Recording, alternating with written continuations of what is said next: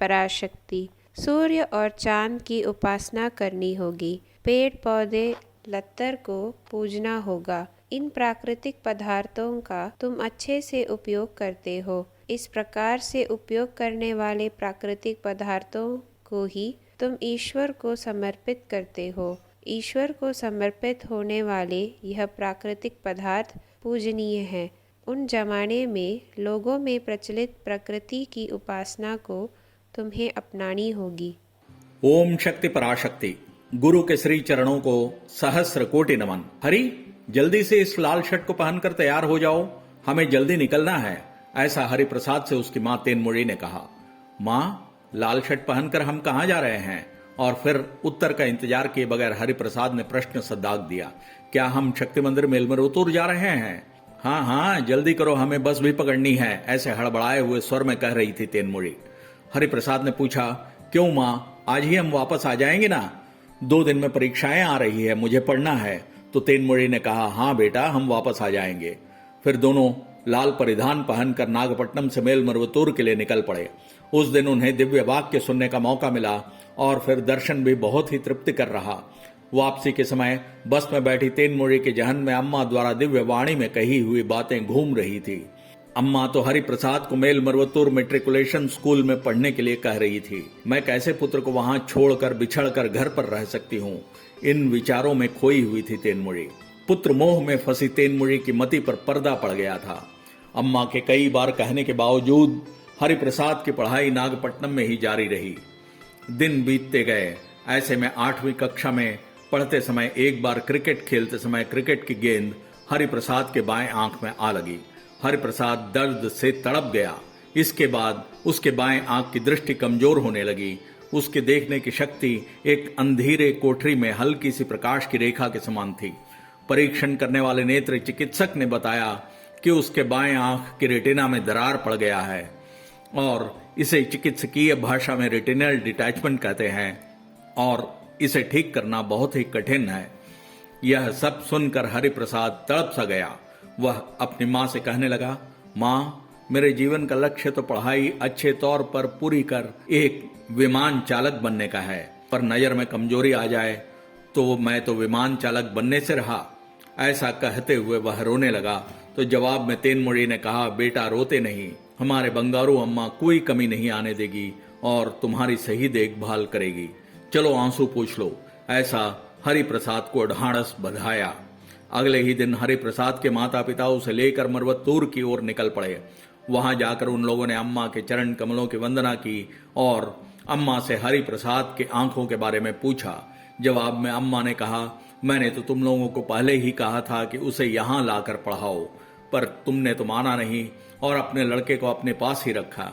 उसी का परिणाम यह हुआ कि आंख बाधित हो गई।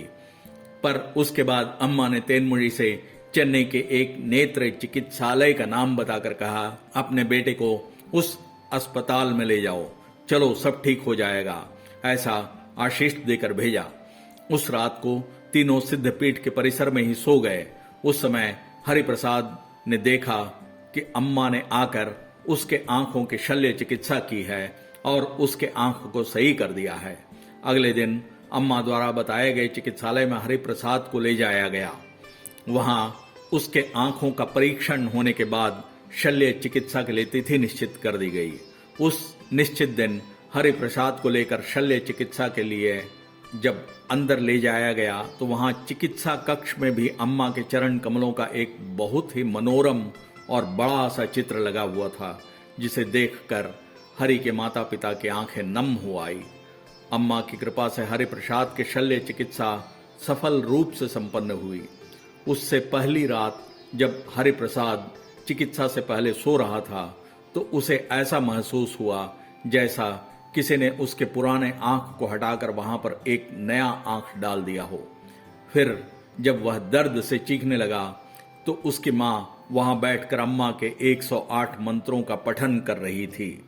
फिर जब चिकित्सा के पश्चात अम्मा के चरण कमलों की वंदना करने के लिए वे सिद्धपीठ आए तो अम्मा ने हरि से कहा, हे पुत्र, मैंने तुम्हारी पुरानी दृष्टि हटाकर नई दृष्टि दे दी है।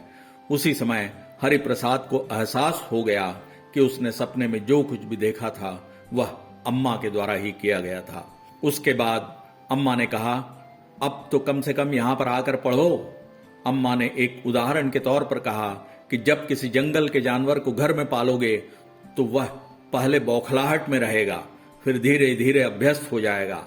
उसी प्रकार जब तुम यहाँ के स्कूल में प्रवेश लोगे तो शुरुआती दौर में तुम्हें अटपटा सा लगेगा, पर धीरे धीरे तुम्हें घर जाने की इच्छा भी नहीं होगी। अब हरिप्रसाद को यहाँ मरवत्तूर में घर में रहने से अधिक आनंद आने लगा। अम्मा ही तो सब कुछ चलाती है। अम्मा ने जो कुछ कहा था उसे फलित भी कर दिखाया। आदि पराशक्ति मेल मरवत्तूर के उच्च विद्यालय में 9वीं कक्षा में प्रवेश लेने वाले हरिप्रसाद 10वीं कक्षा में अच्छे अंकों से उत्तीर्ण हुआ। इसके बाद अम्मा की कृपा से हरिप्रसाद ने 12वीं में भी अच्छे अंक प्राप्त किए। इसी क्रम में हरिप्रसाद अम्मा के निर्देशानुसार चलते हुए यांत्रिक अभियंता बन गया और चेन्नई के एक अच्छे औद्योगिक इकाई में अभियंता के पद पर कार्यरत हो गया। अब अम्मा की कृपा से हरिप्रसाद का विवाह भी हो गया है और एक कन्या रत्न की प्राप्ति हुई है। हे शक्तिगण, बंगारू अम्मा हमारा मार्गदर्शन कर रक्षा करने के लिए अवतरित हुई करुणामयी मूर्ति है। हमें क्या क्या करना है, कैसे करना है, कब करना है, यह सब बीच बीच में वह बताती रहती है। हमें चाहिए कि उन सब को क्यों, किस लिए, कैसा, ऐसे व्यर्थ विश्लेषण के बगैर उन निर्देशों पर अमल करते जाना चाहिए। सब कुछ दैविक रहस्य है जो हमारी समझ से परे है और कारणों तक का तो केवल अवतार पुरुष दिव्य श्री बंगारू अम्मा को ही पता होता है।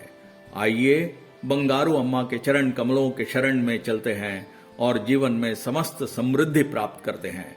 ओम शक्ति पराशक्ति।